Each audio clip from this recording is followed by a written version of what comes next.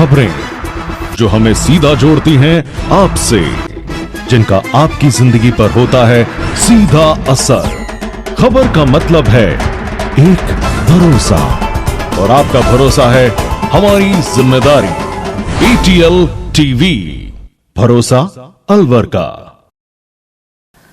नमस्कार, ATL TV के सभी दर्शकों का स्वागत है। खबरों के साथ मैं हूं अर्चना चंद। बढ़ते हैं आज के हेडलाइंस के साथ।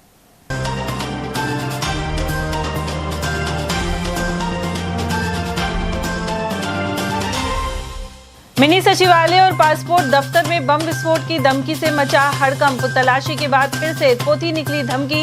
वहीं बार बार मेल भेजने वालों का अब तक नहीं हुआ खुलासा। मासूम बेटे की हत्या के दोषी पिता को उम्र भर के लिए भेजा जेल। ADJ कोर्ट संख्या 3 ने मालाखेड़ा के मामले में सुनाया फैसला। सिलीसेट क्षेत्र में देसी ठाठ होटल को फिर किया सील। हाई कोर्ट के आदेश पर UIT ने ठोके ताले। और शराब ठेके के खिलाफ रोड नंबर 2 पर हुआ प्रदर्शन। लोगों ने क्षेत्र का माहौल बिगाड़ने की जताई आशंका। और अब खबरों की चर्चा विस्तार से। अलवर में पासपोर्ट सेवा केंद्र और मिनी सचिवालय को बम से उड़ाने की धमकी के चलते बुधवार को प्रशासन और पुलिस महकमे में खलबली मच गई। जानकारी के अनुसार सुबह करीब 11:30 बजे जयपुर हेड ऑफिस से मेल प्राप्त हुआ था। इसमें राजस्थान के विभिन्न पासपोर्ट ऑफिस के साथ अन्य सरकारी दफ्तरों को भी निशाना बनाने की बात कही गई। मेल में 12:15 बजे तक बम ब्लास्ट की धमकी दी गई थी। सूचना मिलते ही अलवर के पासपोर्ट ऑफिस को तुरंत खाली करवाया गया। यहाँ कोतवाली थाना पुलिस के सब इंस्पेक्टर ओम प्रकाश और पुलिसकर्मी पहुंचे और जांच शुरू की। करीब 2 घंटे तक सर्च ऑपरेशन में कोई संदिग्ध वस्तु नहीं मिली। इसके बाद दोपहर करीब 2:30 बजे कार्यालय में काम दोबारा शुरू कर दिया गया। उधर मिनी सचिवालय में भी सुरक्षा बढ़ा दी गई है। पुलिस और प्रशासन की टीमें अलर्ट मोड पर रही और पूरे परिसर की जाँच की गई। हालांकि वहाँ भी कोई संदिग्ध वस्तु नहीं मिली है। उधर इस दौरान आम लोगों को भारी परेशानी का सामना करना पड़ा। पासपोर्ट बनवाने आए लोगों का कहना है कि वे घंटों बाहर खड़े रहे, लेकिन कोई विशेष जांच टीम समय पर नहीं पहुंची। वहीं पोस्ट मास्टर रतन लाल मीणा ने बताया कि धमकी भरा मेल पहले भी मिला था। इस बार आए मेल को लेकर पुलिस को तुरंत सूचना दी गई। शुरुआती जानकारी के मुताबिक यह मेल तमिलनाडु से भेजा गया है। फिलहाल पुलिस पूरे मामले की जाँच कर रही है। सूचना हमको 11:30 बजे प्राप्त हुई है मेल के द्वारा, पिछली बार की तरह। और जो हमने तुरंत नियरेस्ट पुलिस स्टेशन को इसकी सूचना दी और पुलिस जाब्ता आया, जांच करी और अब तक जांच चली रही है। अच्छा, किस तरह की सूचना आई थी? सूचना यही है कि पासपोर्ट सेवा केंद्र को 12:15 बजे के लगभग बम से उड़ाया जाएगा। अच्छा, नाइट 16 नाइट बम में ये जा रहा है। अच्छा, फिर अब पुलिस आई? पुलिस जांच कर रही है अभी इस मामले में भी। अच्छा, क्या रिजल्ट निकलता है तो वही बता पाएंगे पुलिस वाले। कोई कहाँ से मेल आया, कुछ पता लगा? मेल है जो हमको जयपुर RP ऑफिस, जो पासपोर्ट सेवा ऑफिस केंद्र है जयपुर में, उसके द्वारा मेल प्राप्त हुआ। अच्छा, और वहाँ से ये तमिलनाडु से प्राप्त हुआ है। वहाँ से अच्छा, तमिलनाडु के थ्रू आया मेल। अच्छा, तो ये जांच की जा रही है? जांच की जा रही है। अभी बंद है लोगों का आवागमन? हाँ, अभी बंद है। जब तक पुलिस क्लियरेंस रिपोर्ट नहीं देगी तब तक बंद है। गौरतलब है कि पिछले अरसे में पासपोर्ट कार्यालय और मिनी सचिवालय को लेकर करीब आधा दर्जन बार ऐसी धमकियां मिली हैं, लेकिन इन्हें भेजने वालों का अब तक खुलासा नहीं हो पाया है। अलवर के ADJ कोर्ट नंबर 3 ने खुद के मासूम बेटे की हत्या करने वाले पिता को आजीवन कारावास की सजा सुनाई है। सरकारी वकील अजीत यादव के अनुसार मामला 19 अगस्त 2020 का है। आरोपी पिता मानचंद ने अपने बेटे कुणाल को जहर दे दिया था। बच्चे की हालत बिगड़ने पर उसे अस्पताल में भर्ती कराया गया, जहां इलाज के दौरान उसकी मौत हो गई। इस घटना के बाद बच्चे के नाना फरीदाबाद निवासी जगदीश प्रसाद ने मालाखेड़ा थाने में रिपोर्ट दर्ज कराई थी। इसमें उन्होंने अपने नवासे की हत्या का आरोप उसके पिता पर लगाया था। पुलिस ने मामले की गंभीरता से जांच की और साक्ष्य जुटाने के बाद आरोपी मानचंद को गिरफ्तार कर लिया। इसके बाद कोर्ट में चालान पेश किया गया। मृतक के नाना जगदीश प्रसाद ने अपने बयानों में गंभीर आरोप लगाए थे। उन्होंने बताया कि मानचंद ने घटना से करीब 2 महीने पहले उनकी बेटी यानी आरोपी की पत्नी रेखा को भी जहर देकर मार दिया था। हालांकि उस समय गांव वालों की समझाइश पर परिवार ने कोई रिपोर्ट दर्ज नहीं करवाई। आरोपों के अनुसार इसके बाद मानचंद ने अपनी 2 बेटियों डोली और सोनाक्षी को भी भर्तरी क्षेत्र में ले जाकर मारने की कोशिश की, लेकिन वह सफल नहीं हो सका। बताया गया है कि आरोपी के मन में यह सनक थी कि पत्नी की मौत के बाद वह अपनी किसी भी संतान को जीवित नहीं छोड़ेगा। इसी मानसिकता के चलते उसने अपने बेटे कुणाल को जहर देकर मौत के घाट उतार दिया। कोर्ट ने मामले की गंभीरता को देखते हुए आरोपी को आजीवन कठोर कारावास की सजा सुनाई और 1,51,000 रुपए का जुर्माना भी लगाया है। इसमें मालाखेड़ा थाने में 19/8/2020 को परिवादी जगदीश निवासी फरीदाबाद ने एक FIR नंबर 462/20 अंतर्गत धारा 302, 328 IPC की दर्ज कराई कि इसकी बेटी रेखा की शादी इसने मामचंद निवासी लीली मालाखेड़ा के साथ की थी। उसके 2 बेटे, 2 लड़की और 1 बेटा था। जो बेटा कुणाल था 6 वर्ष का, उसको ये मामचंद है, इसने 19/8/2020 को सेलपोश की गोली दे दी, जिससे दौरान इलाज मित्तल हॉस्पिटल में कुणाल की मृत्यु हो गई, जिस पर पुलिस ने अनुसंधान करके और मामचंद के विरुद्ध 302, 328, 309 IPC की चार्जशीट पेश की। न्यायालय में हमारे द्वारा 14 गवाह और 26 दस्तावेज प्रदर्शित करवाए गए। उसके बाद न्यायालय के जो पीठासीन अधिकारी महोदय हैं ज्योति के सोनी, इनके द्वारा मुलजिम मामचंद को आजीवन कठोर कारावास और 1,51,000 रुपए के अर्थदंड से दंडित किया। अलवर के सिलीसेट बांध के पेटे पर बने देसी ठाठ होटल को 3 महीने के बाद वापस सील कर दिया गया है। 3 महीने पहले कंज्यूमर कोर्ट जयपुर के आदेश के होटल की सील खोली गई थी। उससे पहले हाईकोर्ट के आदेश पर होटल सील हुआ था। अब हाई कोर्ट ने जयपुर कंज्यूमर कोर्ट के आदेश को खारिज कर इसे वापस सील कर दिया। इसके बाद UIT अलवर की टीम ने यहां पहुंचकर 5 ताले लगा दिए और अंदर से गैलरी तक सील कर दी गई है। कंज्यूमर कोर्ट जयपुर द्वारा होटल की सील हटाने पर UIT सचिव ने इसे कोर्ट के अधिकार क्षेत्र से बाहर बताया था। उनके द्वारा सील हटाने के आदेश को हाई कोर्ट में चुनौती दी गई थी। अब हाई कोर्ट ने वापस UIT को होटल सील करने के आदेश दिए थे, जिसकी पालना कर दी गई है। अलवर के भगत सिंह सर्किल के पास रोड नंबर 2 पर शराब ठेके को लेकर स्थानीय लोगों ने विरोध प्रदर्शन किया। प्रदर्शन कर रहे लोगों ने बताया कि करीब 4-5 साल पहले भी इसी स्थान पर ठेका खोलने की कोशिश की गई थी, लेकिन उस समय भी क्षेत्रवासियों ने विरोध कर इसे बंद करवाया था। स्थानीय लोगों का कहना है कि यह इलाका पूरी तरह रिहायशी है और यहाँ से रोजाना बड़ी संख्या में विद्यार्थी निकलते हैं। ऐसे में ठेका खुलने से क्षेत्र का माहौल बिगड़ सकता है और असामाजिक तत्वों की आवाजाही बढ़ने का खतरा है। साथ ही बच्चों और महिलाओं की सुरक्षा पर असर पड़ने की आशंका है। लोगों ने प्रशासन से मांग की है कि तुरंत इसे ठेके को बंद कर दिया जाए। साथ ही उन्होंने उग्र आंदोलन की चेतावनी दी है। मेरा नाम तरुण कुमार सैनी है। मैं पिछले 38 वर्षों से यहीं रहता हूँ। ये पीछे वाला मकान मेरा ही है। ये दुकान जो कि हलवाई की थी, कमल नयन पोपली के नाम से, पिछले 20-25 वर्षों से वो हलवाई का काम करता था। पूरा मोहल्ला उनसे दूध लेता था, सारे काम करता था। अभी उन्होंने अचानक से आज ठेके वालों को ये दुकान किराए पे दे दी, जबकि हमने इसका जब विरोध किया तो उन्होंने ना हमारा फ़ोन उठाया, ना हमसे बात करने की कोशिश करी। उसके बाद हमने प्रशासन को अलर्ट करा। प्रशासन आया, प्रशासन हमसे बोल रहा है कि ये तो खुलेगी दुकान, जबकि हम इस चीज़ का विरोध कर रहे हैं, क्योंकि सारा रेजिडेंशियल एरिया है, पीछे भी मकान है, डॉक्टर हॉस्पिटल है, पीछे गली में सारा रिहायशी है। लेडीजें निकलती हैं, आती हैं, दिन भर आना जाना लगा रहता है। अगर यहाँ शराब बिकेगी तो यहाँ पे शराब भी दिन रात गली में जाके शराब पियेंगे। इधर दुकानें हैं, उधर दुकानें हैं, बीच रोड पे, यहाँ पे बताओ कैसे काम चलेगा। प्रशासन हमारी बात मान नहीं रहा है। और ये सामने आपके पीछे देखो, ठेकेदारों ने अपनी गाड़ियाँ बुला रखी है और अपने आदमी बुला रखे हैं और ज़बरदस्ती यहाँ पे दुकान खुलवाने के लिए हमारे ऊपर दबाव डाला जा रहा है। इस चीज़ के लिए हमने प्रशासन को अवगत करा दिया गया है और हमारी अपील भी है प्रशासन से, कृपया इस दुकान को ना खुलने दिया जाए। अगर उन्होंने हमारी बात नहीं मानी तो हम यहाँ पे धरना देंगे, रोड जाम करेंगे। अगर फिर भी बात नहीं मानी तो हम कलेक्टर साहब के पास जाएंगे, आपका विभाग के पास भी जाएंगे।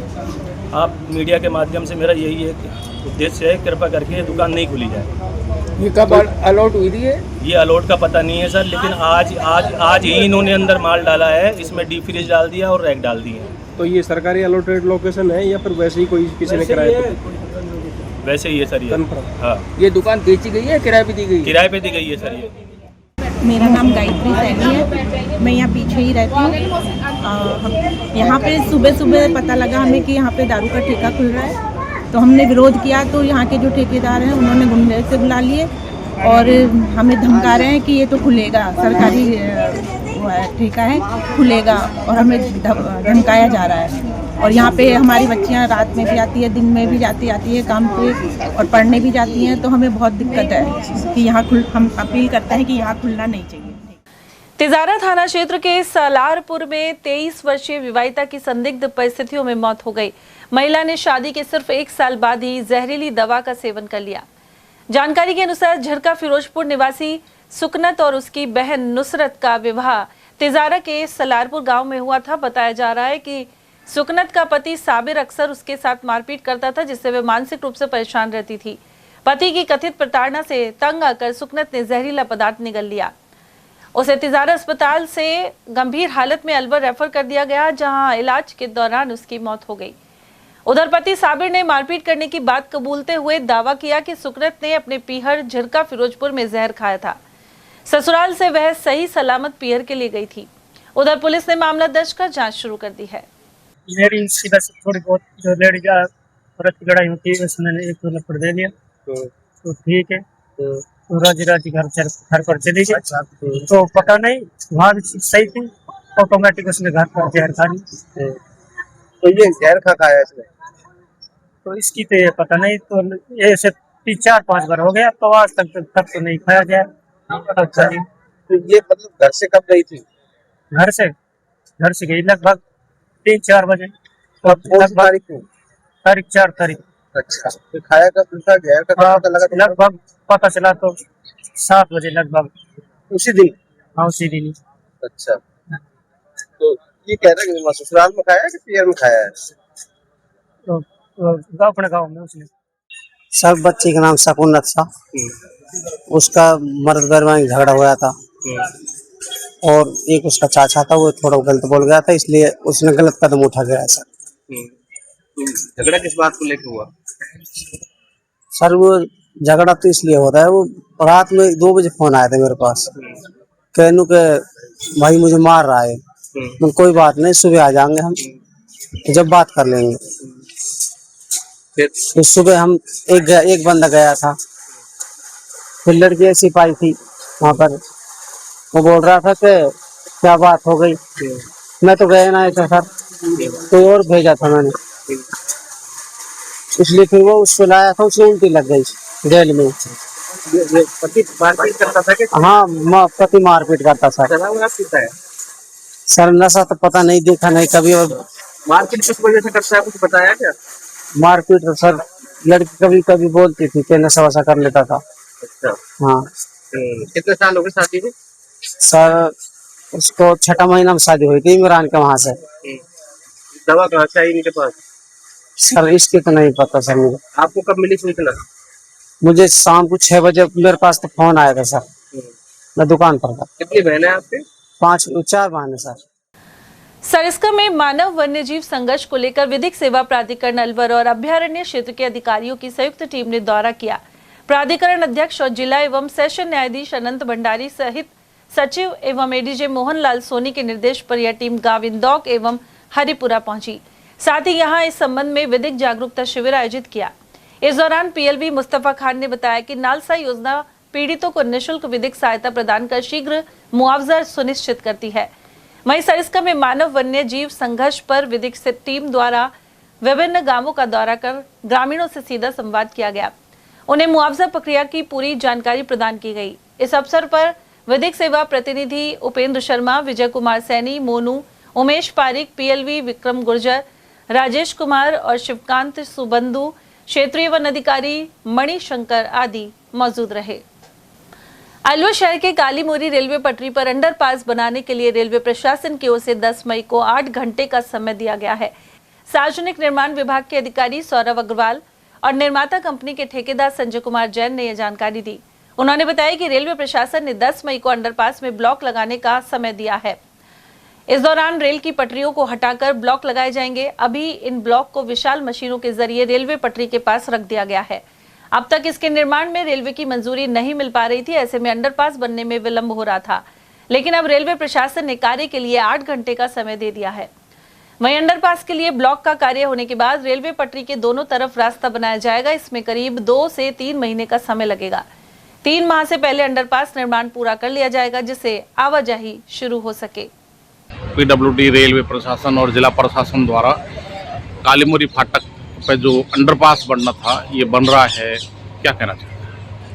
हाँ, काफ़ी समय से हमें रेलवे से ब्लॉक लेने में थोड़ी समस्या उत्पन्न हो रही थी, बट फाइनली अभी रेलवे ने 10 मई का बॉक्स डालने का हमें ब्लॉक दिया है, तो हम 10 मई को ये बॉक्स डालने वाला काम करेंगे।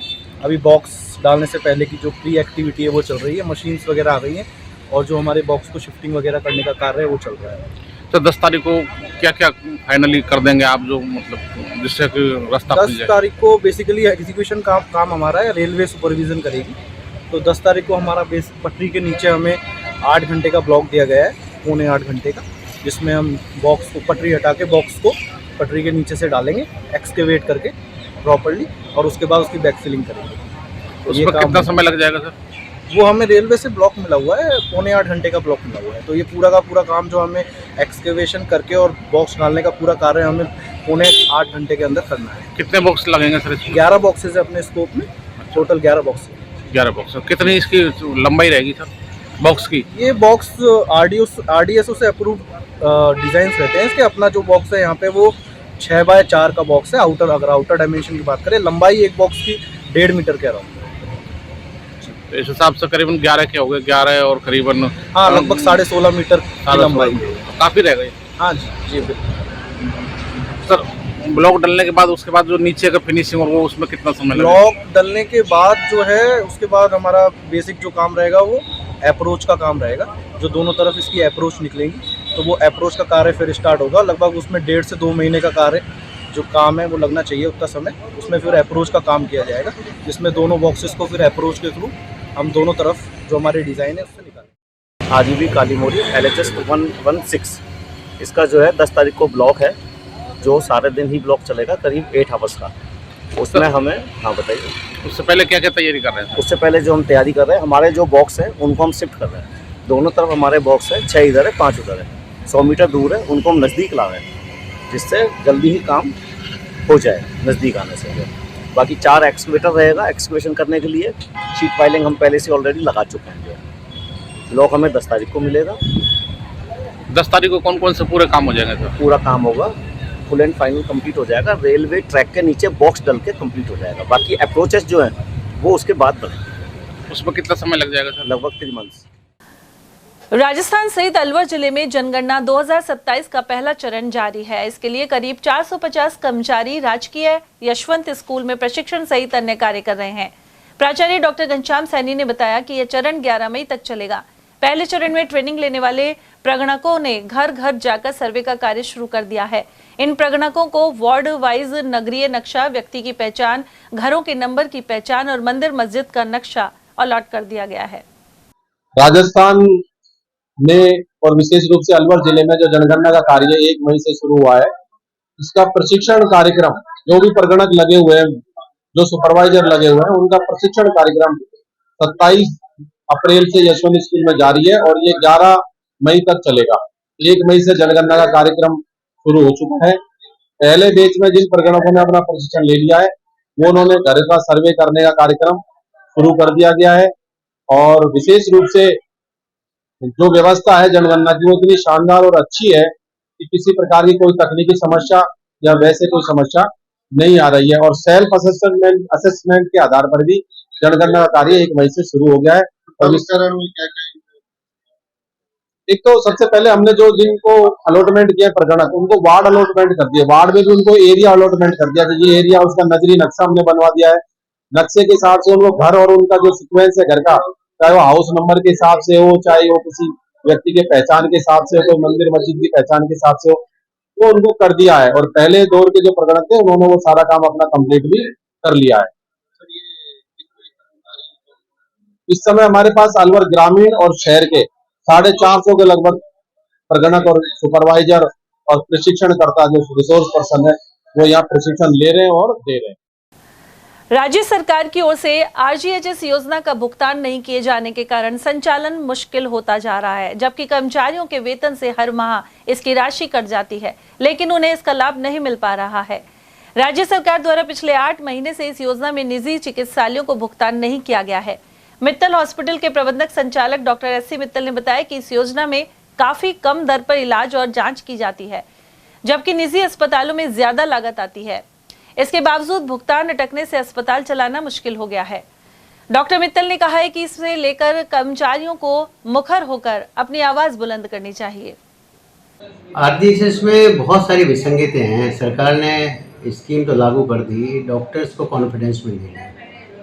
रेट्स इतने कम हैं और रेट्स के अलावा चलो कम हो तो भी 9-9 महीने से पेमेंट नहीं मिल रहे हैं। करोड़ों करोड़ रुपए के एक अस्पताल के ड्यू हैं। करीब 2200 करोड़ का ये बताते हैं, 2200 करोड़ राजस्थान में ड्यू है। एक पैसा भी रिलीज नहीं कर रहे हैं। रेट्स उनकी 60 रुपये में एक्सरे, डिजिटल एक्सरे में 60 रुपये में कॉस्ट भी नहीं आती है, कॉस्ट टू कॉस्ट। सीजरियन के 13,000 रुपये कौन करेगा? मतलब इतना खर्चे सरकार को भी 13,000 रुपये देते हैं, प्राइवेट वालों को भी 13,000 रुपये देते हैं, जबकि सरकार के पास तो सारी चीज़ें फ्री हैं। तो सरकार का प्राइवेट में कुछ फ़र्क तो करना चाहिए ना। दूसरी चीज़ें, इतने ज़्यादा रिजेक्शन हैं, इतने ज़्यादा हर चीज़ में। अब जिस तरह के हमारे बंसल, डॉक्टर बंसल गिरफ्तार हुए हैं, छोटी सी RGHS की गलती में उनको अरेस्ट कर लिए गए। अभी सीकर में भी जिस तरह के MRI वगैरह हुए हैं, हमें कहते हैं ज़रूर आप इंक्वायरी करें, पहले इंक्वायरी करके फिर उसके बाद अरेस्ट करें। तो इस तरह लोग, डॉक्टरों में भय उत्पन्न हो गया कि भाई ऐसी स्कीम में काम करने से कोई मतलब नहीं है, जिसमें हमारी एक तरह से इज्जत का भी खतरा हो, पैसा भी ना मिले। तो सरकार को IMA को कॉन्फिडेंस में लेके इस तरह की कोई स्कीम बनानी चाहिए, जिससे हमारे पेंशनर्स हैं, कर्मचारी, वो भी परेशान नहीं हो। 1 महीना करीब होने वाला है, 12-13 तारीख से शुरू हुआ था, करीब 1 महीना हो जाएगा। 1 महीने लोगों को, बेचारों को बहुत परेशानी हो रही है। कैश में लोग दिखा रहे हैं, डायबिटीज़ के पेशेंट्स कैश में दिखा रहे हैं। तो ये सब चीज़ें हैं, इनको प्रॉब्लम जब तक सॉल्व नहीं करेंगे, जब तक ये RGHS को प्राइवेट हॉस्पिटल चालू नहीं करेंगे, क्योंकि अब ये बिल्कुल गले तक आ गया है, तब जाके लोगों ने बंद किया है। बहुत सारे शो के 10-10 करोड़ रुपए अटके पड़े, बड़े बड़े अस्पतालों के तो 100-100, 150-150 करोड़ रुपए अटके पड़े। बताइए कैसे कोई काम करेगा? आज छोटा सा अस्पताल हमारे 50 बेड का, यदि हमारे करोड़ रुपए अट गए तो हम कहाँ से स्टाफ को सैलरी देंगे? अस्पताल चलाना मुश्किल हो गया। अलवर जिले के तुलेड़ा गांव में इन दिनों एक आवारा सांड ने आतंक मचा रखा है। पिछले करीब 15 दिनों से गांव में घुसे इस सांड के कारण ग्रामीणों का घर से बाहर निकलना तक मुश्किल हो गया है। वहीं बच्चों को भी घरों के अंदर ही रहने की हिदायत दी जा रही है। ग्रामीणों ने बताया कि यह सांड बाहर से यहां आया है और अचानक राह चलते लोगों, बाइक सवारों और महिलाओं पर हमला कर देता है। अब तक करीब 10 से ज्यादा महिला पुरुष इसकी चपेट में आ चुके हैं। हाल ही में ग्रामवासी हमलू प्रजापत को भी इसने सींग मारकर घायल कर दिया, जबकि लक्ष्मी, अनीता और सुनीता समेत कई महिलाओं को भी गंभीर चोटें आ चुकी हैं। लोगों ने संबंधित निकायों से इस नंदी को पकड़कर कांजी हाउस भिजवाने की मांग की है। ये मामला जी हमारे गांव तुलेड़ा में एक आवारा सांड आया हुआ है 15-20 रोज से। वो लगातार डेली किसी न किसी आदमी या महिला को घायल, मतलब मारने पुतार हुआ पड़ा। कई लोग घायल कर दिए हैं और वो आए दिन उससे सब आतंक डरे हुए हैं। बच्चे, औरतें, कोई निकलने, उसके डर के मारे निकल नहीं रहा है कोई। कैसे मतलब वार करता उसको सरपंच को भी कई बार बोल दिया, कोई इस पे ध्यान नहीं दे रहा है। तो अब इसको आप पकड़वाने की मेहरबानी करें। सरपंच बब्बल यादव? हाँ, बब्बल यादव। जिला कलेक्टर डॉक्टर आर्तिका शुक्ला ने जिला प्रशासन के नवाचार समाधान शिविर के तहत समीक्षा बैठक ली। उन्होंने 14 मई को कठूमर में आयोजित होने वाले पहले शिविर की तैयारियों को लेकर दिशा निर्देश भी प्रदान किए हैं। जिला कलेक्टर ने कहा कि केंद्र और राज्य सरकार की फ्लैगशिप योजनाओं से सभी पात्र लाभार्थियों को लाभान्वित किया जाएगा। इस उद्देश्य से प्रत्येक ब्लॉक मुख्यालय पर समाधान शिविरों का आयोजन होगा। वहीं शुभारंभ 14 मई को कठूमर में आयोजित शिविर से किया जाएगा। समाधान शिविर से पूर्व गूगल फॉर्म के माध्यम से योजनाओं के आवेदन एवं परिवेदनाएं आदि ली जाएंगी। वहीं कठूमर SDM श्याम सुंदर चेतीवाल ने शिविर की तैयारियों के संबंध में जानकारी दी। उधर समाधान शिविरों की तारीखें तय कर ली गई हैं। 14 मई को कठूमर, 27 मई को थानागाजी, 12 जून को रैनी और 25 जून को उमरैन में कैंप लगेंगे। इसी तरह 10 जुलाई को लक्ष्मणगढ़, 23 जुलाई को गोविंदगढ़, 31 जुलाई को राजगढ़ में शिविर आयोजित होंगे। साथ ही 7 अगस्त को रामगढ़ और 21 अगस्त को मालाखेड़ा में उपखंड मुख्यालय पर यह शिविर सुबह 10 बजे से लगेंगे। बैठक में ADM बीना महावर और योगेश डागुर सहित सहायक कलेक्टर अरविंद कविया, विद्युत निगम अधीक्षण अभियंता RS बंसल और जलदाय विभाग के अधीक्षण अभियंता रमेश चंद आदि मौजूद रहेंगे। अलवर जिले के लक्ष्मी नगर निवासी युवा खिलाड़ी जितेंद्र शर्मा का चयन चीन में आयोजित होने वाले टूर्नामेंट के लिए हुआ है। एशियन सब जूनियर एवं जूनियर पावर लिफ्टिंग चैंपियनशिप के लिए वे भारतीय टीम में शामिल किए गए हैं। यह प्रतियोगिता 9 से 15 मई तक चीन के हैनान प्रांत में आयोजित होगी। इसमें भाग लेने वाले राजस्थान के 2 खिलाड़ियों में अलवर के जितेंद्र शर्मा भी शामिल हैं। वे 120 किलोग्राम जूनियर वर्ग में भारत का प्रतिनिधित्व करेंगे। पावर लिफ्टिंग इंडिया के सचिव PJ जोसेफ द्वारा जारी पत्र में यह जानकारी दी गई है। स्थानीय लोगों ने जितेंद्र शर्मा की इस उपलब्धि को जिले के लिए गौरव का क्षण बताया है। साथ ही उम्मीद जताई है कि वे शानदार प्रदर्शन कर देश और प्रदेश का नाम रोशन करेंगे। सर मैंने पावर लिफ्टिंग 2021 में शुरुआत की थी। स्टार्टिंग में ऐसा कुछ था नहीं कि एक सपना तो था कि इंडिया लेवल पर जाएं और अपने देश का नाम बढ़ाएं और अपना देश का झंडा दूसरे देश में जाके लहराएं। बाकी फैमिली का सपोर्ट रहा है और साथ में जो होता है कि भाई स्टार्टिंग में फैमिली ने थोड़ा कम सपोर्ट किया क्योंकि सबको इतनी नॉलेज भी नहीं थी स्पोर्ट्स के बारे में। फैमिली में सब एजुकेशन से रिलेटेड था, सबका था कि गवर्नमेंट जॉब में जाओ और पढ़ाई करो। बाकी अभी फैमिली का बहुत अच्छा सपोर्ट है और आज है जो भी फैमिली की वजह से ही हुआ है। और जो मेन चीज होती है वो होती है कोच, जो हमारी एक बैकबोन होती है। कोच ही होता है जिसकी वजह से हम जा पाते हैं आगे भी, टूर्नामेंट में भी खेल पाते हैं। वही एक गाइडेंस करते हैं हमको कि भाई कैसे खेलना है कैसे नहीं खेलना, आगे बहुत परेशानी आती है। तो मेन चीज जो होती है बैकबोन कोच ही होती है। इंजरीज तो सर इसमें बहुत होती है क्योंकि एक छोटी सी चूक इसमें जान भी जा सकती है। जिस तरीके से हम वेट को उठाते हैं और वेट उठाते टाइम जब हम नीचे बैठते हैं कई बार कॉस्ट्यूम फट जाता है, जो कॉस्ट्यूम पहनते हैं। जैसे रिसेंटली प्रैक्टिस टाइम मेरे साथ ये हो चुका है, वेट ऊपर गिर जाता है, साइडर्स होते हैं, प्रॉपरली कोशिश करते हैं वो संभालने की, लेकिन वेट हैवी होने के कारण कई बार संभल पाता है कई बार नहीं संभल पाता। मॉर्निंग भी वर्कआउट चलता है हमारा, जिसमें मॉर्निंग में हम कार्डियो वर्कआउट करते हैं जैसे कि बॉडी फिट रहे। नॉर्मली रनिंग होती है, क्रंचेज होते हैं, जिस टाइप मतलब एक कार्डियो टाइप का वर्कआउट होता है। इवनिंग में हमारा हैवी वेट ट्रेनिंग होती है जिसमें कि हमारे कोच खुद भी प्रेजेंट होते हैं साथ में। उस तरीके मैंने सर नेशनल में 5 बार कंटिन्यू गोल्ड मेडल लगाया है। बाकी और भी टोटल ओवरऑल 10-11 मेडल के आसपास मेरे पास नेशनल में मेडल है। और साथ में हम 2 लोगों का अपने राजस्थान से चयन हुआ है। चैलेंजेस सर एक हम जैसे देख सकते हैं कि वेट मैनेजमेंट एक सबसे बड़ा टास्क है। जब हमारा वेट कई बार बहुत ज्यादा आ जाता है तो हमको वेट मेंटेन भी करना पड़ता है। जैसे कि जिनका वेट ज्यादा आ रहा है रोटी छोड़ देना, बाहर का फूड छोड़ देना, उस तरीके से पूरा मेंटेन करके चलना पड़ता है। जिसका कम आता है, कई बार ड्यूरिंग कंपटीशन मेरी तबीयत खराब हुई है, कम भी आया है तो इमीडिएटली बॉडी वेट इंक्रीज भी किया है। बाकी जो भी सब चीज होती है इन सब चीजों को गाइड करता है कोच, जो कि मेरे जो कोच है जिनका नाम आशीष जैमन है। आज जो भी हूँ उन्हीं की वजह से हूँ। उन्होंने मेहनत की है रात दिन एक करके, रात को 12-12 बजे तक वो मेरे साथ जिम में ऑलवेज खड़े रहे हैं और हमेशा उन्होंने मेरे को दिल से प्रैक्टिस कराई है। वो भी अंतर्राष्ट्रीय पदक विजेता है। ये चैंपियनशिप सर चाइना में होगी। 8 को मैं यहाँ से रवाना हो जाऊंगा दिल्ली से और देन उसके बाद 9 को मैं 12 o'clock चाइना पहुंच जाऊंगा। चाइना में हैनान में एक जगह है, वहाँ पे आइसलैंड के वहाँ पे हमारे एक कंपटीशन करवाया जा रहा है। और 14 तारीख को मेरा कंपटीशन है, 15 तारीख को क्लोजिंग सेरेमनी है, 16 को हम वहाँ से रवाना होंगे, 17 को हम इवनिंग 5 o'clock हम दिल्ली एयरपोर्ट पहुंच जाएंगे। खुदनपुरी में महिला उद्यम प्रोत्साहन योजना के तहत 15 दिवसीय प्रशिक्षण शिविर शुरू हो गया है। इसके जरिए महिलाओं को आत्मनिर्भर बनाने की पहल की जा रही है। नाबार्ड से जुड़े स्पेक्ट्रा संस्थान द्वारा खुदनपुरी में कैंप लगाया गया। इस दौरान लाख की चूड़ियां बनाने की ट्रेनिंग दी जाएगी। संस्था द्वारा पशुपालन, सिलाई, कढ़ाई, बुनाई जैसे विभिन्न कार्यों के माध्यम से भी महिलाओं को स्वरोजगार के लिए प्रेरित किया जा रहा है। कार्यक्रम के दौरान नाबार्ड की डीडीएम मीनाक्षी, अग्रणी बैंक प्रबंधक राहुल ढुल, जगदीश मीणा, एसबीआई सूर्यनगर शाखा प्रबंधक सोमदेव शर्मा, स्पेक्ट्रा संस्था प्रतिनिधि युवराज, दीपक नरूका एवं वर्षा कंवर मौजूद रहे। मेरा नाम मीनाक्षी मीणा है, मैं डीडीएम अलवर हूँ। क्या ट्रेनिंग दी जा रही है? ये एमईडीपी प्रोग्राम हम लोगों ने स्पेक्ट्रा संस्था को स्वीकृत करा है, जिसमें 15 दिन के लिए 30 महिलाओं को हम लोग ट्रेनिंग मुहैया करवा रहे हैं, जिसमें लाख चूड़ी बनाना ये लोग सीखेंगे। और क्या क्या रहेगा इसमें? इसमें उनको सिखाया जाएगा, प्लस मार्केटिंग के हुनर बताए जाएंगे कि कैसे वो मार्केट सर्वे कर सकते हैं, कच्चा माल कहाँ खरीद सकते हैं, कहाँ बेचना है, इस तरह की ट्रेनिंग। कुछ मानदेय भी दिया जाएगा इन महिलाओं को? इनको आने जाने के लिए 50 रुपये दिया जाएगा। उसके साथ साथ इनको यहाँ पे खाना फ्री है। और जैसे कि सरकार की महिला उद्यम प्रोत्साहन योजना है, उसके अंतर्गत स्पेक्ट्रा एंजॉय संस्था की जो नाबार्ड संस्था से रिलेटेड है, उसके द्वारा आज खुदनपुरी में देवतवाल कॉम्प्लेक्स परिसर नमन होटल के पीछे महिलाओं को रोज़गार किस तरह से दिलाया जाए, इस बाबत यहाँ पर कैंप लगाया गया है। इस कैंप में जो मुख्य जो बातें हैं उसमें लाख की चूड़ी और चूड़ियाँ बनाने का एक 15 दिवसीय कैंप रहेगा, जिसका आज विधिवत रूप से शुभारंभ हुआ है।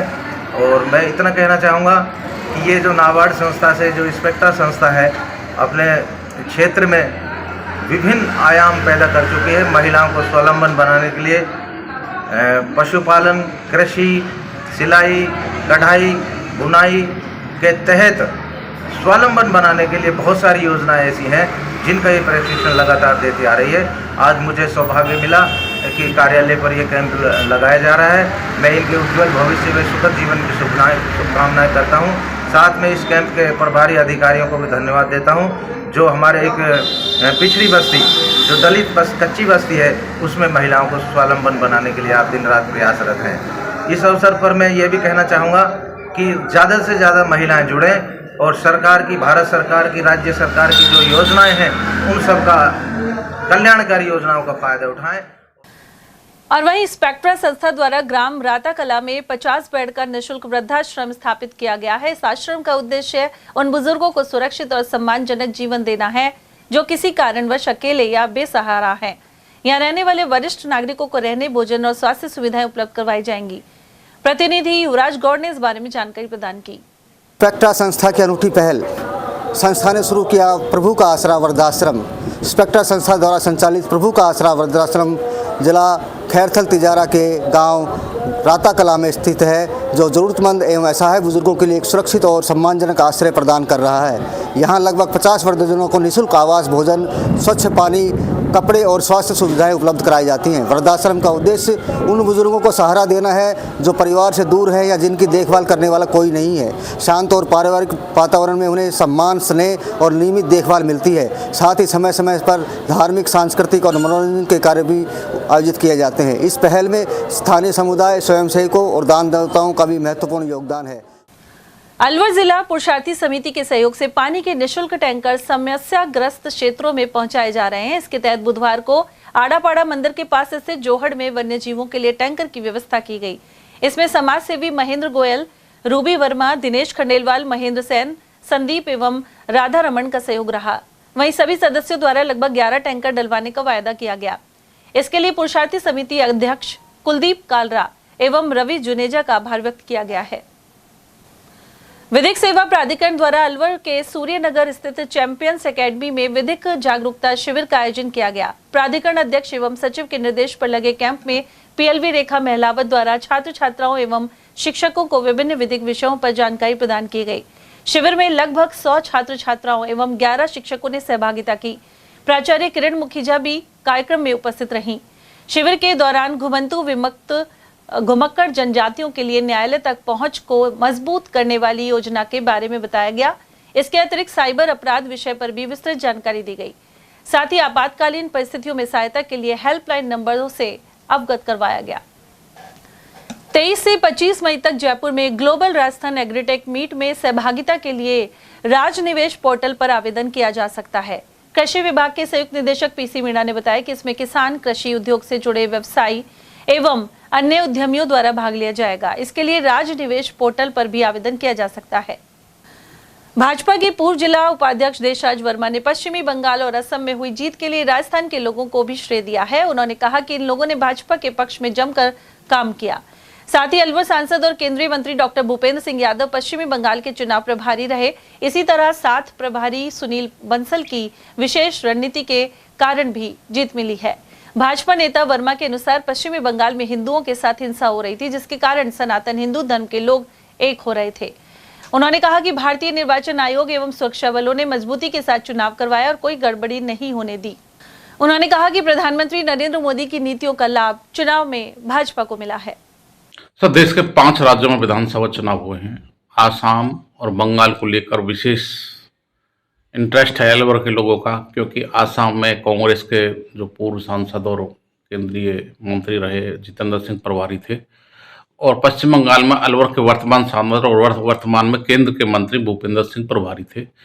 दोनों जगह के परिणाम आ चुके हैं। अब दोनों राज्यों के चुनाव परिणाम को लेकर क्या कहेंगे, क्या प्रतिक्रिया है? देखिए पत्रकार महोदय, जहां हमारे लाडले और केंद्र सरकार के मंत्री और अलवर के जन जन के नायक भूपेंद्र यादव जिस राज्य में प्रभारी बने, वहां भारतीय जनता पार्टी की सरकार बनाई है। इससे पूर्व में उन्होंने 4 जगह प्रभारी बनाए, 4 जगह भारतीय जनता पार्टी सरकार बनी। बंगाल में जब प्रभारी बनाया गया था तो उन्होंने उस दिन ही कह दिया था कि यहाँ पर बंगाल में भारतीय जनता पार्टी की सरकार बनेगी। एक पत्रकार महोदय जब बीच में आए थे, यहाँ सांसद महोदय बात कर रहे थे, बोले सर मैंने 10 बार पूछा उनको कि सांसद जी क्या स्थिति है बंगाल की, सरकार भाजपा की बनेगी। क्या स्थिति है, बोले सरकार भाजपा। यानी कि भारतीय जनता पार्टी का कार्यकर्ता एक एक व्यक्ति को इन्होंने तैनात कर दिया था। इनको कॉन्फिडेंट था अपने ऊपर कि बंगाल के अंदर मैं प्रभारी हूं और भारतीय जनता पार्टी की सरकार बनेगी। एक बात और बताना चाहूंगा पत्रकार महोदय, सांसद महोदय के साथ साथ हमारे कोटपुतली के बंसल जी जो वहां के संगठन प्रभारी है, यानी, और मैं कल देख रहा था टीवी पे, एक विधायक ने विधायक जी ने ये कहा कि हमारे राठौड़ जी ने जो सीट हार रही थी वहां पर राजस्थान के विधायकों ने डेरा डाल दिया और 100 से अधिक सीट राजस्थान विधायक जीता के आए वहां। यानी कितना गठबंधन हमारा बना है कि राजस्थान के जो व्यक्ति वहां गए वो भारतीय जनता पार्टी की सरकार इनके बलबूते पे और हमारे सांसद महोदय प्रभारी बनने से पूर्ण रूप से भारतीय जनता पार्टी की सरकार बनी है। सर, क्या कारण रहे कि ममता बनर्जी चुनाव हार गई और उनकी ये स्थिति हुई? क्या आपका आकलन है? देखिए, 3-4 कारण रहे हैं, मैं कई दिनों से इस पे देख रहा हूं। 8% का ऊपर नीचा हुआ है। भारतीय जनता पार्टी के पन्ना प्रमुख से लेके जो गठबंधन हमारा संगठन था, जो हमारा पन्ना प्रमुख से लेकर जो संगठन में काम हुआ है ना, एक पन्ना प्रमुख अपने वार्ड का एक व्यक्ति को टच किया है, वोट डलवाने का काम किया है, ये महत्वपूर्ण रहा है। एक बात और बताना चाहूंगा, आपने देखा होगा 5 चुनाव हैं 5 राज्यों में, भारतीय जनता पार्टी ने कहीं भी मुसलमान को वोट टिकट नहीं दिया। यहां भी सारे हिंदू थे, हिंदू वर्सेज अनादर हुआ है और 7% तो ममता जी 8% का जो हेरफेर हुआ है ना, 8% से हमारी 207 सीट आई है। ये संगठनात्मक पन्ना प्रमुख और एक एक व्यक्ति को घर घर जाकर उनको संगठनात्मक करना, वोट डालने के लिए प्रेरित करना, यही एक मूल मंत्र रहा है जिस कारण भारतीय जनता पार्टी की सरकार बनी। सर, SIR की कितनी भूमिका मानते हैं? और दूसरी बात, जिस तरह से हिंदू मुसलमान का ध्रुवीकरण हुआ है, जो 70% हिंदू हैं उनको बीजेपी अपने पक्ष में खड़ा करने में कामयाब रही, आपको लगता है 2 बड़े कारण है जिससे भाजपा जीती है? देखिए, 2-3 कारण। एक तो ममता जी की नीतियों से, ममता जी के कार्यों से लोग वहां बंगाल के लोग हिंदू बहुत दुखी थे। मैं कल से देख रहा हूं कि आम आदमी बड़ा खुश है, वहां दिवाली का सा माहौल हो रहा है कि भाजपा की सरकार बनी है, हिंदू सरकार बन गई भाजपा की। मानते बंगाल में पहले भी ऐसा ही था, लेकिन ममता जी वो भी ब्राह्मण है, लेकिन जो अब जो रेशा आया है हिंदू मुस्लिम का जो रेशा था, उसमें तमाम हिंदू चाहे किसी भी जाति का हो वो संगठनात्मक खड़ा हुआ है, भारतीय जनता पार्टी खड़ा होकर सरकार बनाने में भूमिका निभाई है। सर, मुझे लगता है कि सबसे बड़ा जो कारण ये है कि जो ममता बनर्जी हैं उन्होंने जिस तरह से लेफ्ट और कांग्रेस को साथ नहीं लिया और वो अकेले चुनाव लड़ी, तो उनके वोटों का विभाजन हुआ। अगर लेफ्ट और कांग्रेस मिलकर अगर चुनाव लड़ते तो उनको 20% वोट जो लेके गए दोनों 15-5%, तो वो भी मिलते तो उनके 20% वोट बढ़ते, काफ़ी सीटें बढ़ती, तो सत्ता शायद ममता बनर्जी के पास ही रहती। तो उन्होंने जिस तरह से इंडिया गठबंधन को किनारा किया है, उनके सहयोगी दलों को ठेंगा दिखाया, कहीं न कहीं उसका नुकसान भी है। देखो, नुकसान तो स्वाभाविक था, इनको सबको सुना तो चुनाव लड़ना चाहिए था, लेकिन इन्होंने ऐसा नहीं किया। भारतीय जनता पार्टी का जो विजन था वो अपने आप में पूर्ण किया, हो गया। ये फूट गए आपसरी में। भाई, जब ये सारे संगठनात्मक एक होते, सारे विरोधी जब एक हो जाते, तो जरूर चुनाव एक टक्कर का आता जब भी सरकार भारतीय जनता पार्टी की बनती, क्योंकि वहां का कार्यकर्ता और वहां का हिंदू ने निर्णय ले लिया था कि अब की बार भाजपा सरकार। पर कहेंगे ममता बनर्जी का अहंकार और नीति अभी इसके जिम्मेदार है। देखिए, कोई भी लोग जब लंबा शासन चलता है ना, उसका विरोध हो जाता है। अब 15 साल से शासन है, फिर काम नहीं कर पाए, आज भी बंगाल वही गरीबी स्थिति में, आज भी बंगाल में बहुत बुरी स्थिति हो रही है, तो लोग इसके कारनामों से, इस कार्य न करने से, इसके अहंकार से लोग बिल्कुल खफा थे और इसके विरोध के कारण ही आज भारतीय जनता पार्टी वहां शासन में आई है। तो जिस तरह से वहाँ हिंसा हुई, बीजेपी RSS के कार्यकर्ताओं की हत्या हुई, कहीं न कहीं उससे सांप्रदायिकता की जो राजनीति उसको बल मिला, तो ये भी एक बड़ा कारण है। देखिए, बड़ा कारण है कि जब आप हिंदू एक RSS व्यक्ति को, संगठनात्मक व्यक्ति उनके ऊपर अत्याचार कर रहे हो, हिंदुओं पर अत्याचार कर रहे हो, स्वाभाविक है यार, जब हिंदू सारे एक तो होंगे, वहां जातिवाद थोड़ी होगा, वहां हिंदू और मुसलमान हो जाएगा। जब आप दूसरा लोग हैं जो आक्रमण करेंगे हमारे ऊपर, तो वहां हिंदू मुसलमान की बात होगी और वहां सारे हिंदू एक होंगे, और इसी एक का कारण भारतीय जनता पार्टी सरकार बनने में महत्वपूर्ण भूमिका निभाई है। और यहाँ वक्त एक छोटे से ब्रेक का, आप देखते रहिए ATL TV। Om Aditya public senior secondary school Alwar में बेस्ट फैकल्टी के साथ सर्वश्रेष्ठ बोर्ड परीक्षा परिणाम, स्कूल फीस में ही फाउंडेशन, कक्षा 9th 10th प्री फाउंडेशन, कक्षा 11th 12th विज्ञान वर्ग, वाणिज्य वर्ग, कला वर्ग, हिंदी एवं अंग्रेजी माध्यम। विद्यालय में मेधावी विद्यार्थी प्राची राठौड़, अंकित कुमार, गार्गी सैनी, कमल प्रजापत, बलराज वर्मा, गौरी और वैशाली ने बोर्ड परीक्षा में 97% अंक लाकर संस्था का सम्मान बढ़ाया और संस्था के द्वारा प्रत्येक विद्यार्थी को 21,000 रुपए का चेक प्रदान किया। हमारी संस्थाएं कक्षा नर्सरी से 8वीं तक के विद्यार्थियों को बुक्स, नोटबुक्स, बैग्स, डायरीज, आई कार्ड निःशुल्क दे रही हैं। कक्षा 9वीं से 12वीं तक के विद्यार्थियों को bag, dress, jacket, I card निःशुल्क दे रही हैं। हमारी संस्थाएं Om Aditya public senior secondary school, Lajpat Nagar, Ambedkar circle के पास, Alwar. Delhi academy senior secondary school, 84, Subhash Nagar, NEB Agrasen circle के पास, अलवर। आदित्य एकेडमी तिजारा फाटक पुल के पास, अलवर।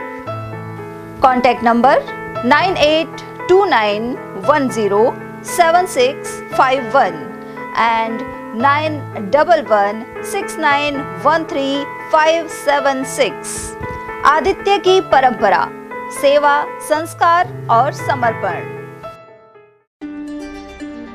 फर्नीचर का 32 साल पुराना जाना माना नाम राहुल डेकोर। यहाँ आपकी लाडली बिटिया के लिए अथवा अपने घर के लिए सभी प्रकार का सागवान का फर्नीचर उपलब्ध है।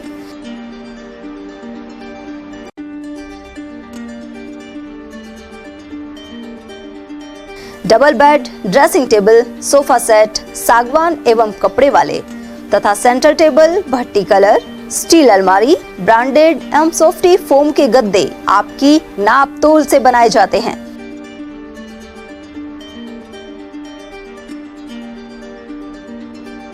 सभी सामान एक ही छत के नीचे उपलब्ध। हमारा पता है अलवर बोर्ड, जैसमंत तिराहे से पहले, Kati Ghati, Alwar. Contact number 9414019769 and 9414019768। BL Public School, a prestigious name in the field of education. BL Public School is not merely an educational institution but a dynamic center of values, discipline and excellence. The school prioritizes the holistic development of every student, ensuring that they not only excel academically but also succeed confidently in all aspects of life. The academic environment of the school is well organized, motivating and technologically enriched. Education is delivered through a balanced integration of modern resources and moral values. Smart classes and modern teaching methodologies, well-equipped computer lab, rich and peaceful library, practical learning in science and mathematics, sports and physical training, music, art, dance and cultural activities. Experienced, trained and dedicated teachers provide personal guidance to students that helps nurture talent and encourage students to become confident and self-reliant individuals. 100% board examination results are attained every year. Several students score 100% marks in subjects which are considered tough like mathematics and science, bringing pride to the institution. The school's alumni are now serving in prestigious positions across various fields, reflecting the quality education imparted by the institution. Although affiliated to RBSC, the academic guidance and standards of the school are maintained at par with CBSE education. Education here is not limited to textbooks. Special emphasis is placed on life skills, moral education, self-reliance, and personality development. Self-praise is no recommendation. Kindly come, visit us and see yourself. Our addresses.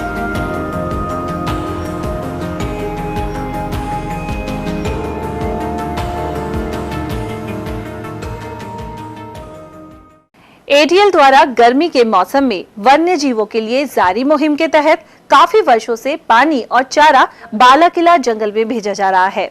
मकसद यह है कि बेजुबान जानवरों को इस तेज गर्मी में पानी और चारे के लिए भटकना ना पड़े। ATL की इस मुहिम में आप लोग भी हमारे साथ सहयोग कर मूक प्राणियों की सेवा के जरिए पुण्य लाभ उठाएं। संपर्क करें मुकेश गुप्ता, निदेशक ATL, मोबाइल नंबर 9414019207। ब्रेक के बाद आप सभी का स्वागत है। बात करते हैं बानसूर की, जहां बानसूर पुलिस ने 24 घंटे में डकैती सहित हत्या के मामले में खुलासा करते हुए 5 आरोपियों को हथियार सहित गिरफ्तार किया है। एसपी सतवीर सिंह ने बताया कि फलौदी जिले के परिवादी विजेंद्र सिंह ने रिपोर्ट दर्ज करवाई थी। इसमें बताया गया कि उनके रिश्तेदार राम सिंह के साथ विजेंद्र और फैजान बानसूर में सरकारी अस्पताल के निर्माणाधीन भवन में एसी डक्टिंग का काम करते हैं। 3 मई को रोज की तरह काम करने के बाद वे खाना खाकर सो गए थे, लेकिन 4 मई को सुबह परिवादी नीचे आया तो राम सिंह लहूलुहान हालत में पड़ा हुआ नजर आया। वहीं स्टोर का गेट भी टूटा हुआ था और कीमती सामान गायब था। इसके बाद बानसूर डीएसपी मेघा गोयल और थानाधिकारी राजेश यादव सहित अनेक टीमों का गठन किया गया।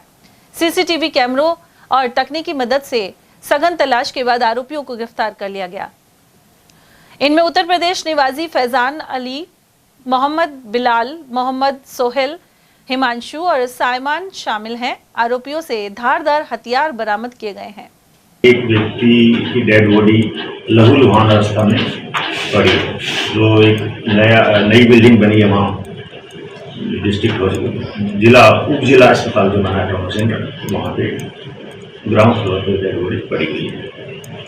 इस इतला के ऊपर थानाधिकारी बानसूर, पदाधिकारी बानसूर मौके पे गए, घटनास्थल का निरीक्षण किया। उसके बाद एमओबी टीम बुलवाई, एफएसएल टीम बुलवाई और जो भी मौके पे साक्ष्य संकलन करना था उसको किया, घटनास्थल को सुरक्षित रखा। इसके बाद क्योंकि इसी बिल्डिंग में मृतक राम सिंह के 2 साथी और भी थे। एक तो विजेंद्र नाम का व्यक्ति था जो परिवार में था, भतीजा लगता था मृतक का, और एक फैजान नाम का लड़का था। तीनों एक ही साथ काम कर रहे थे, एसी डक्टिंग का काम करते थे। तो उन दोनों से फिर हमने कड़ाई से पूछताछ की, फैजान से और विजेंद्र से। बाद में हमें सीडीआर विश्लेषण से और अन्य तरीकों से जो हमने अनुसंधान किया, उससे पता चला कि फैजान ने कुछ लोगों को ये वारदात कराने के लिए बुलवाया था जो इसके साथी थे। इसने अपने साथियों को बुलवाया कि ये जो स्टोर रखा हुआ है यहाँ पे अस्पताल में, जो स्टोर है जिसमें इलेक्ट्रिक सामान रखा हुआ है, एसी डक्टिंग का सामान रखा हुआ है, कुछ वैल्यूबल आइटम्स हैं इलेक्ट्रिसिटी के, इनकी चोरी करवाने के लिए उनको बुलवाया। तो वो लोग वहाँ से फिर एक गाड़ी में सवार होकर आए दिल्ली से, और एक लोडिंग व्हीकल भी साथ में लेके आए। मालाखेड़ा नगर पालिका के कर्मचारी हड़ताल पर हैं। इसके चलते सफाई व्यवस्था चरमरा गई है। वहीं साहिल और लक्ष्मी देवी सहित अन्य सफाई कर्मियों ने नगर पालिका परिसर में प्रदर्शन किया। हड़ताल को 5 दिन होने के बावजूद पालिका प्रशासन और ठेकेदार इनकी मांगों को लेकर उपेक्षा बरत रहे हैं। ऐसे में सफाई कर्मियों द्वारा रैली निकालकर नारे भी लगाए गए। मांग ये हमारी वेतन कम दी जा रहा, हमारी वेतन टाइम से नहीं मिल रही और ना हमारी तनख्वाह बढ़ाई जा रही है। हमको आज 6-7 दिन हो गए, 6-7 दिन से कोई प्रशासन ने कोई सुनवाई नहीं करी, ना ईओ ने ना ठेकेदार ने, किसी ने भी कोई सुनवाई नहीं करी गई। पूर्व केंद्रीय मंत्री जितेंद्र सिंह ने असम में कांग्रेस की हार के बाद नैतिक जिम्मेदारी लेते हुए असम प्रभारी सहित कांग्रेस राष्ट्रीय महासचिव पद से इस्तीफा दे दिया था। वहीं श्री क्षत्रिय जनसंसद और राजपूत सभा जयपुर इकाई ने इसे प्रेरणादायक उदाहरण बताया है। इन संगठनों के पदाधिकारियों के अनुसार इसके बावजूद पूर्व मंत्री सिंह के खिलाफ कुछ लोग सोशल मीडिया पर अभद्र भाषा का उपयोग कर रहे हैं। इसे लेकर समाज में गहरी नाराजगी है। जबकि पूर्व केंद्रीय मंत्री जितेंद्र सिंह ने नैतिकता का उदाहरण पेश किया है, साथ ही उन्होंने राजनीति में सेवा के उद्देश्य से प्रवेश किया था। पदाधिकारियों ने पुलिस प्रशासन से ऐसे लोगों के खिलाफ सख्त कार्रवाई का आग्रह किया है। अकबरपुर क्षेत्र में मौसम के बदलाव से सामुदायिक स्वास्थ्य केंद्र में मरीजों की संख्या तेजी से बढ़ रही है। खांसी, जुकाम और बुखार जैसे लक्षणों से पीड़ित लोग बड़ी संख्या में अस्पताल पहुंच रहे हैं। अस्पताल प्रभारी डॉक्टर जितेंद्र यादव के अनुसार मौसम में उतार चढ़ाव के कारण वायरल संक्रमण फैलना आम बात है, लेकिन इस बार मरीजों की संख्या ज्यादा देखने को मिल रही है। यहाँ आउटडोर में रोजाना 400 के आसपास मरीजों की संख्या बनी हुई है। अस्पताल में बढ़ती भीड़ के कारण मरीजों को इलाज के लिए इंतजार करना पड़ रहा है। उधर रोगियों को साफ सफाई का ध्यान रखने, भीड़ भाड़ वाली जगहों से बचने और ठंडे गर्म के अचानक संपर्क से बचाव जैसी सलाहें दी जा रही हैं। अभी जैसे कि मौसम परिवर्तन हुआ है, जैसे थोड़े दिन पहले बारिश हुई थी, उसके बाद अब जैसे गर्मी बढ़ी है, तो अभी मरीज उल्टी, दस्त और बुखार के मरीज ज़्यादा आ रहे हैं और मरीजों का आउटडोर इस टाइम 400 पार चल रहा है। और सभी मरीजों को जिसको जैसी दवा की ज़रूरत होती है दवा और जांचें करवाई जा रही हैं और उनको एडमिट करके उनका इलाज भी किया जा रहा है। सर क्या सुझाव दिया जाए? मरीजों को सुझाव दिया जाता है कि ज़्यादा धूप में घर से बाहर नहीं निकलें और पानी का सेवन खूब करें, तरल पदार्थ लें, बाहर का कोई भी आइटम फूड आइटम नहीं खाएं। तो अपने वार्ड भी फुल चल रहा है? हाँ, वार्ड फुल चल रहे हैं इस टाइम, मेल फीमेल वार्ड दोनों फुल चल रहे हैं। निर्भयपुरा गांव में जल जीवन मिशन योजना का लाभ ग्रामीणों को नहीं मिल पाया, जबकि करीब 1.5 वर्ष पहले घर घर जल पहुंचाने के लिए बोर खुदाई के साथ ही पाइपलाइन लगा दी गई थी। ग्रामीण चेतराम वर्मा और दयाराम ने बताया कि बोरिंग की मोटर चलाते ही फूंक जाती है। इसकी लाइन कई जगह से कटी हुई है और मीटर तक पूरा लोड नहीं जाता है। ऐसे में नया वायर लगाने की जरूरत बनी हुई है। फिलहाल तो इस योजना से एक बूंद भी पानी लोगों को नहीं मिल पाया है। जो पहले स्टार्टिंग में 4-5 पाइप लगाए थे इन्होंने, 7 या कुछ ऐसे लगाए, वो डोरी तो फिर भी सही है। उसके बाद जैसे जैसे पाइप बढ़ाते गए, कलसाड़ा से यहाँ से कबाड़े में से पाइप खरीदे, वो डोरी खरीदी है, वो डोरी सारी ऐसे टुकड़े हैं। अब यहाँ पे क्या बच्चे करंट आने का भी ज़्यादा डर बना हुआ है। अब गांव वालों की भी सबकी यही समस्या है कि भाई ये डोरी को चेंज करो। एक बार 2 बार मोटर चलाइए तो जॉइंट उड़ा जाती है, मोटर जल जाती है। तो जब तक डोरी नहीं बदलेगी गाँव वाले भी इसमें ऑब्जेक्शन रहेगा। हमारी डिपार्टमेंट से यही मांगे कि इसमें डोरी चेंज करे, खूब चलाए। पानी इसमें हो गया दोबारा से जैसे बोर हुई है, पानी अच्छा पानी अब साफ भी हुआ है, चलाई भी है 1 दिन 2 दिन। मिली भी गाँव वालों को मिला के पानी आज तक नहीं, गांव वालों को बूंद भी पानी नहीं मिला अभी तक। 3 बार एसडीएम साहब से मिल लिया, उन्होंने हर कैंप में यही समस्या करे, वो हर 2 दिन की ही आश्वासन दे के जावे, लेकिन आज तक ये तो आपके सामने है जो पूरा पाइप है जो खाली पड़ो, ने ज्वाइंट ही ना है तो चलेगी किससे। इसके अंदर जो वायर है जो कम से कम 10 टुकड़े हैं जो हमने कर दिया, साहब मैडम को दिखा दिया, सबको बता दिया, पर लेकिन जब तक क्या कि डोरी हो नहीं, ये चले नहीं। पानी भी है इसमें, लेकिन ये तो भाग वाला है जो जिनकी काय मर्जी है कोई पता नहीं, पानी फुल चल रहा है इसमें। अच्छा, तो ये कितने साल पहले लगाया था? इसको 1.5-2 साल हो गए करे, लेकिन अगर डोरी बदले ना 15 टुकड़ा है जो कहीं से फाल्ट हो जाए, बस सिर्फ डोरी की समस्या। अभी तक नटनी का 12 स्थित रूपा रेल नदी पर देवनारायण मंदिर तक पुल का कार्य हाई टेंशन लाइन में करंट की वजह से बंद करना पड़ा है।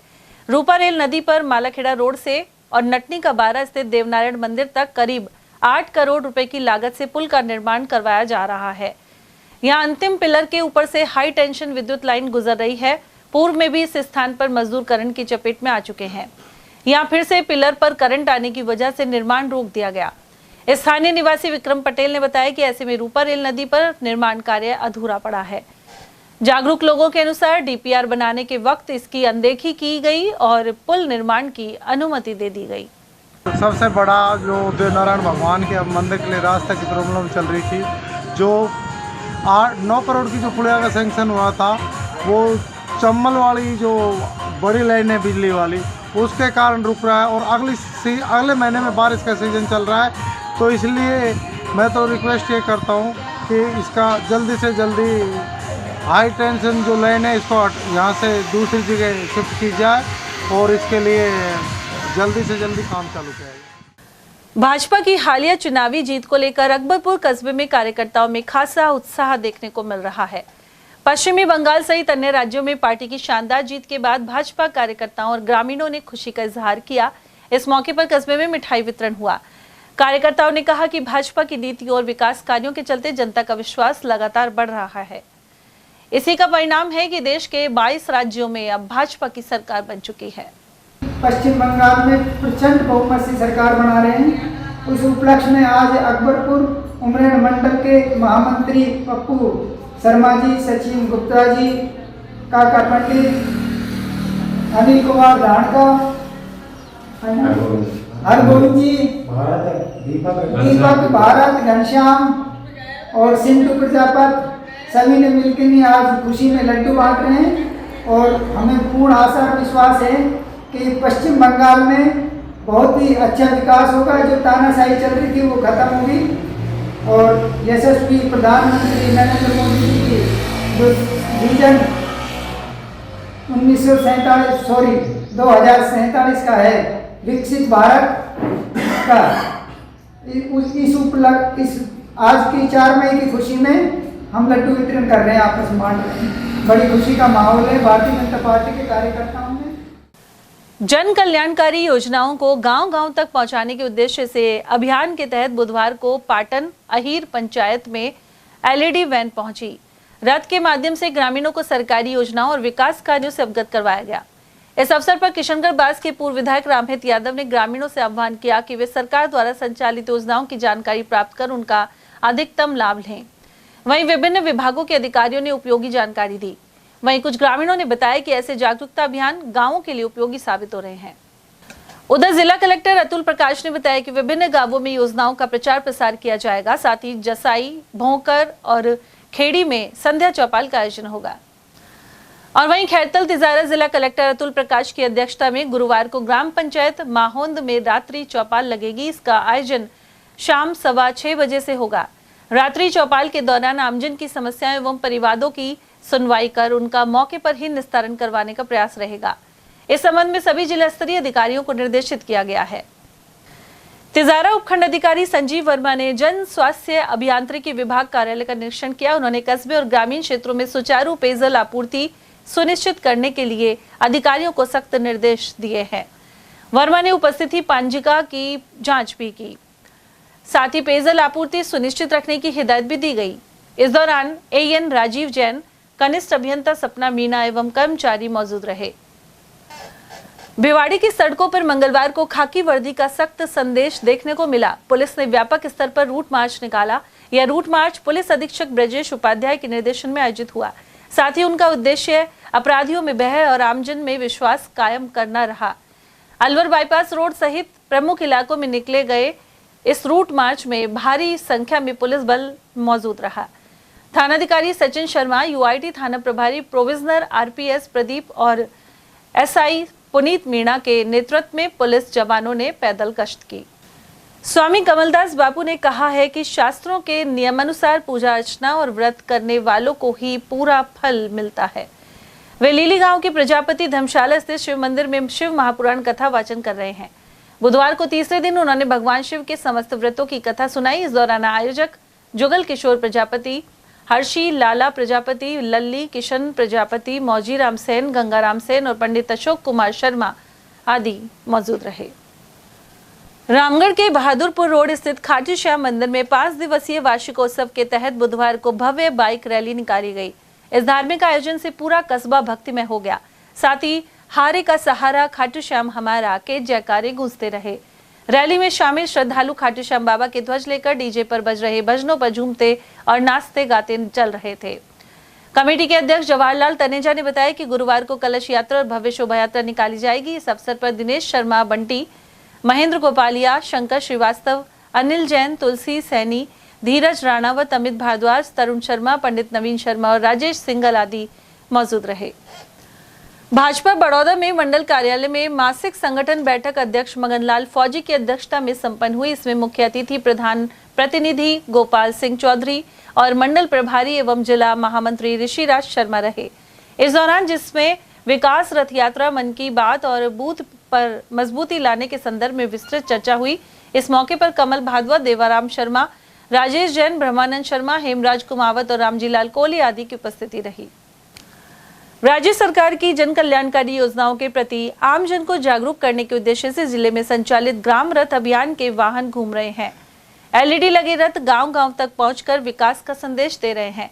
ग्राम रथ के साथ लगी एलईडी स्क्रीन और ऑडियो वीडियो सिस्टम के जरिए 13 विभागों की जन कल्याणकारी योजनाओं को सरल भाषा में प्रस्तुत किया जा रहा है। साथ ही ग्राम रथ अभियान के तहत ग्रामीण क्षेत्रों में संध्या चौपाल का आयोजन भी हो रहा है। और चलते चलते एक बार फिर से नजर आज की हेडलाइंस पर।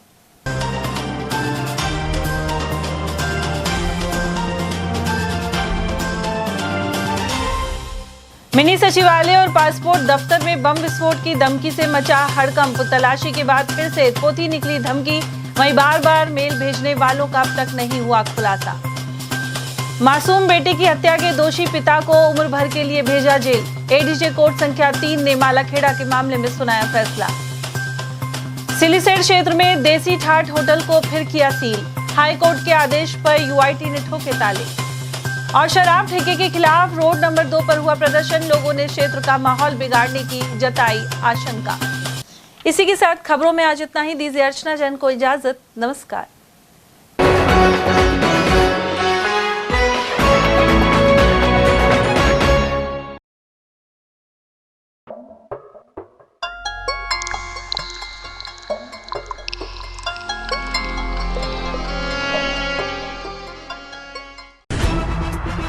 खबरें जो हमें सीधा जोड़ती हैं आपसे, जिनका आपकी जिंदगी पर होता है सीधा असर।